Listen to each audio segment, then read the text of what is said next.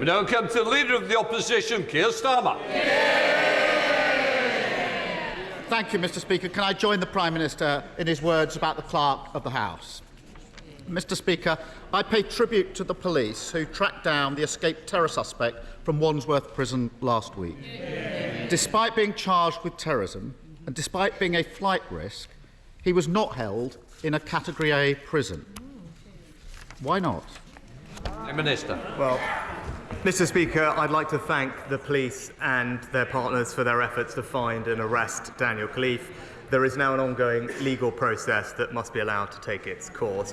But I'd like to reassure the public that while these cases are extremely rare, the Justice Secretary has launched an internal investigation about how this could happen, as well as an independent investigation of the incident, so that we can learn the lessons from this case and make sure that it never happens again. Keir Starmer. The truth is they're presiding over mayhem in the criminal justice system.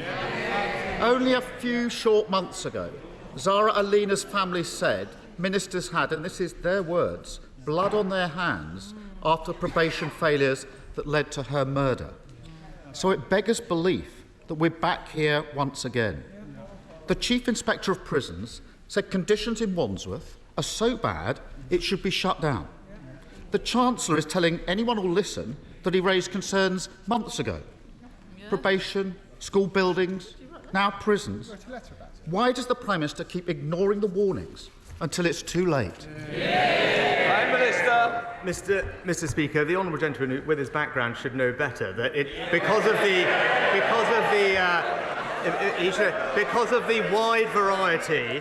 Because of the wide variety and considerable difference in severity of people charged under that Act, it is not and has never been the policy that they are all held in Category A prisons, something that I shouldn't need me to point out to him given his experience. But he talked about resourcing. I am happy to tell him that over the last few years, we have delivered an extra 4,000 new prison officers. Staffing levels at Wandsworth in particular are up by 25% in the past 6 years. And because we're boosting prison pay, we're also improving retention and at the same time investing £100 million to improve prison security with new measures like X-ray body scanners. But if he wanted to have a truly honest debate about this, perhaps he'd acknowledge that prison escapes under the Labour government were almost 10 times higher than under the Conservative.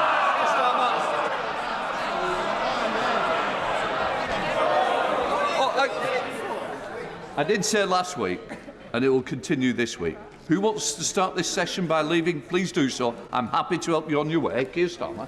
Mr. Speaker, every week, whatever the topic, he paints this picture as if everything is great and fine out there. It's so at odds with the lived experience in the real world. Let me turn to another serious security concern. Some in this House face sanction, intimidation and threats from the Chinese state.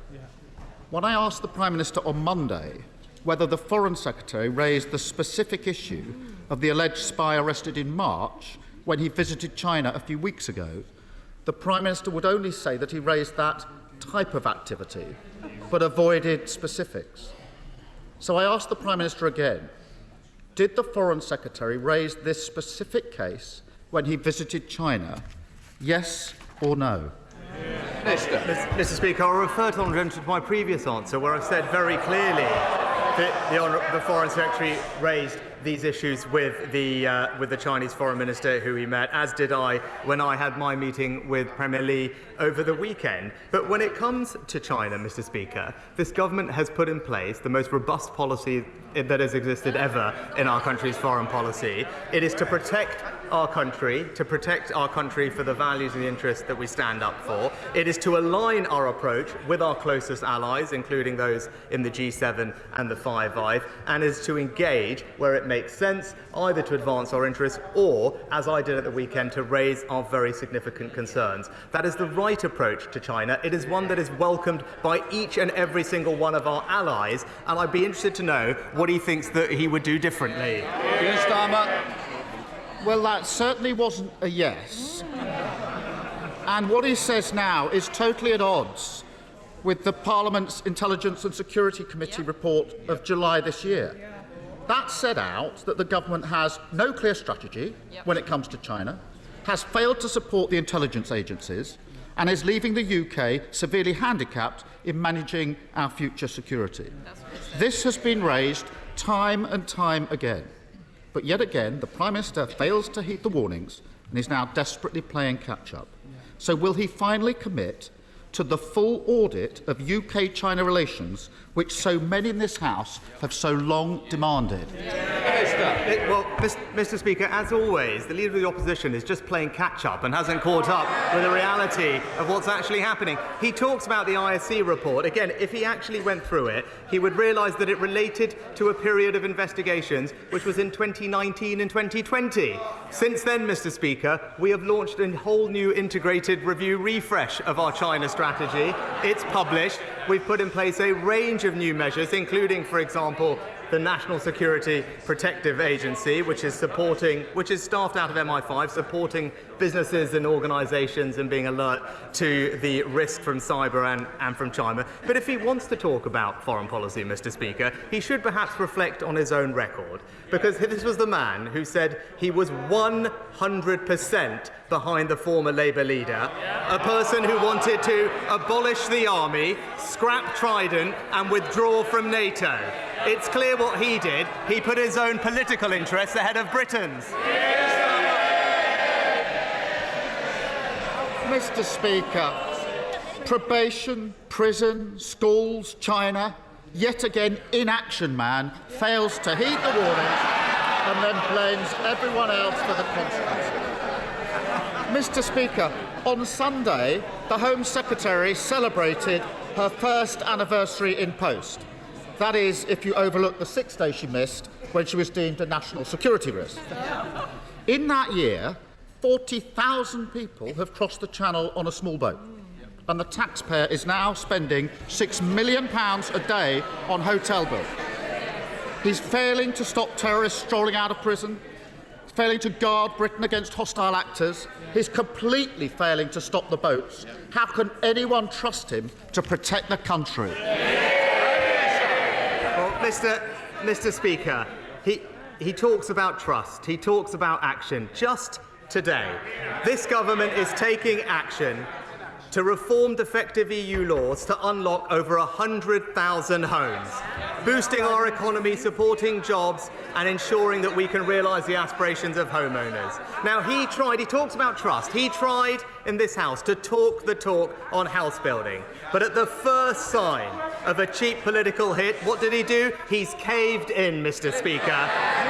Rather than make the right long-term decisions for the country, he's taken the easy way out. It is typical of the principles-free, conviction-free type of leadership that he offers. Flip-flopping from being a builder to a blocker, Mr. Speaker, the British public can't trust a word he says. Mr. Speaker, every week he comes here protesting that nothing's his fault, trying to convince anyone who's still listening that everything is great. The truth is, the floor fell in for millions of families because of their economic mayhem. The classroom ceilings collapsed because he cut vital school budgets. And now the walls of our national security have been breached because they've ignored repeated warnings. No one voted for these shambles. No one voted for him.